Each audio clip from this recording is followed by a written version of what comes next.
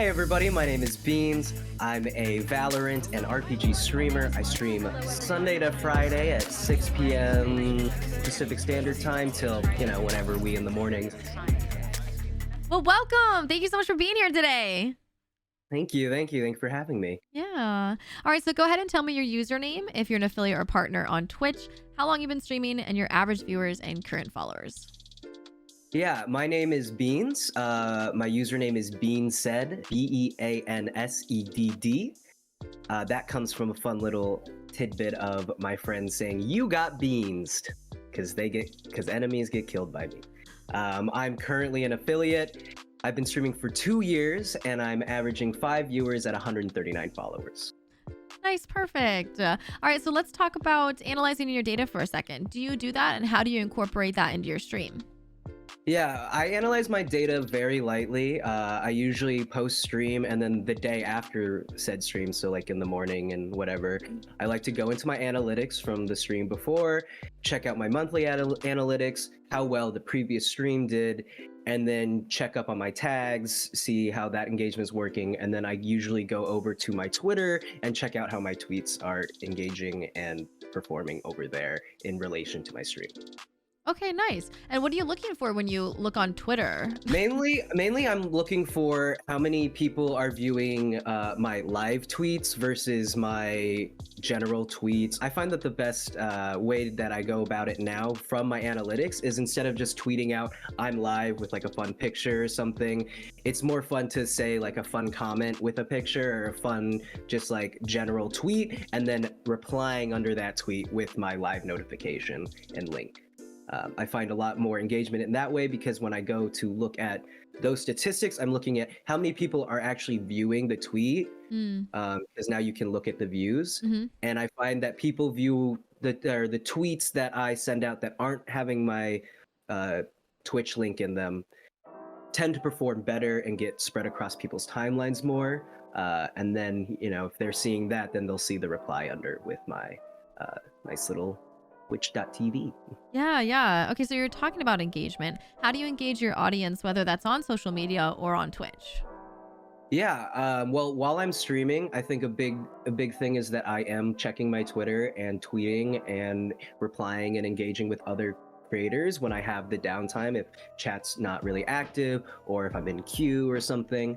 I also find that on my stream, the way that I can engage with my viewers is by having fun channel points that are in direct relation to what's going on the screen. So I currently have a little gif of Gur from Invader Zim. He's eating a little muffin in the corner. You can go into your channel points and you can spend a measly 50 to feed him. It lets me know that you're still here. Aww. And it also is a fun way for you to engage with the physical stream that's going on if I'm playing in a game and I can't really look at chat or something. What works for your Go Live notifications and what doesn't? What doesn't work, I'll start with that, is I find that the Discord going live notification, that doesn't really do well. I think it's just because a lot of people end up muting that page because you're always going live, you're always notifying them. What I find the most engagement from is actually tags on Twitch and Twitter. So when I'm going live on Twitter, I find that, like I said before, with the way that I've been tweeting my going live notifications, that has actually brought a lot of people and my viewers who maybe don't have my notifications or aren't on Twitch at the moment or aren't checking their emails, but they are scrolling Twitter, they'll be like, oh, Beans is live, I need to go pop in. So Yeah. So how do you adapt with social media algorithm changes?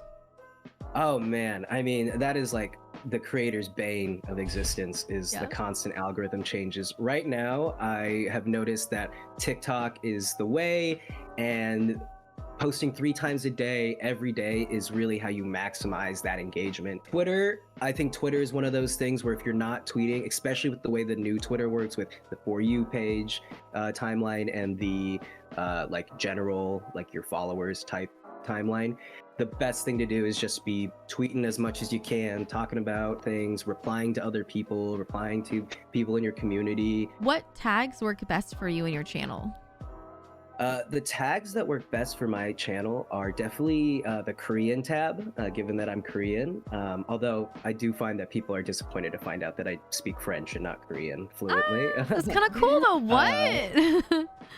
Yeah, it's just It's just I was adopted. That's another one of my popular tags. Actually, is being adopted. Oh. So again, to garner that safe space, that fun space for my viewers, it's nice for people to come and be like, "Oh, you're adopted. I'm adopted too," and like just have that instant connection. So how do you personally get creative and stand out from the rest? Yeah, I think a big part of it was branding.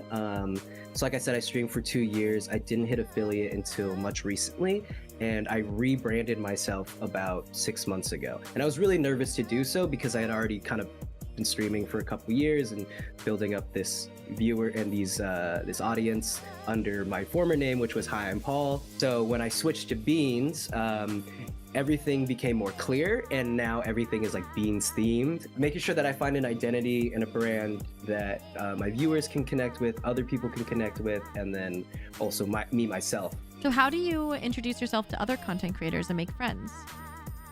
Yeah, I think I engage, like I said, I engage a lot on Twitter. I find a lot of people on Twitter, mostly by just putting myself out there and signing up for charity tournaments or events like this, and just communicating that way and meeting people, because everyone's a little nervous when you first get in those things with strangers. Some people already kind of know each other. That's really intimidating.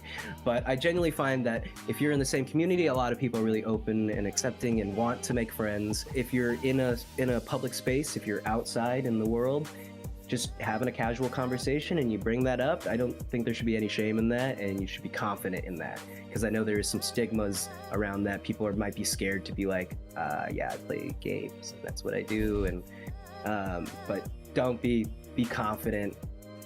Believe in yourself, I think, is a big part of it. All right, so think back to when you started streaming to where you're at right now. Was there any one thing that kind of like really helped you get to where you are?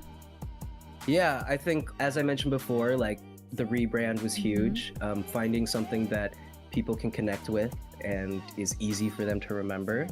Also doesn't have a bunch of like my old username had like underscores and stuff, which is Mm. hard to explain when you're out in public and you're like, oh, it's underscore under this.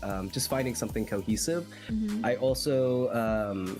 I also found that, yeah, putting myself out there on Twitter and talking to other people and engaging with that community online and signing up for things and signing up for tournaments, signing up for anything that I could, really helped build my community. And then also being diligent in staying active with those accounts and with those people and people that I meet through that, not just a one-time thing. And finding just a good community that way, I think, really helped bring my viewers up, and now I feel that the growth and trajectory is really moving after that, and it just makes me want to continue to engage and continue to find more people to have fun with. Yeah, well, perfect. That was my last question. Do you have any final thoughts, or are you feeling pretty good?